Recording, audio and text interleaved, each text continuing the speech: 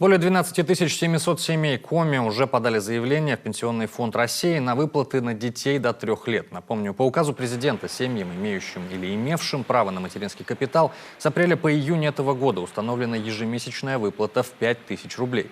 Полагается она на каждого ребенка в возрасте до 3 лет и положена всем семьям, получившим право на материнский капитал до 1 июля 2020 года, даже если средства по сертификату уже полностью израсходованы. Дополнительная финансовая поддержка семей в связи с острой эпидемиологической обстановкой предоставляется из федерального бюджета, не уменьшает размер материнского капитала и не учитывается в доходах семьи при определении права на другие меры социальной помощи.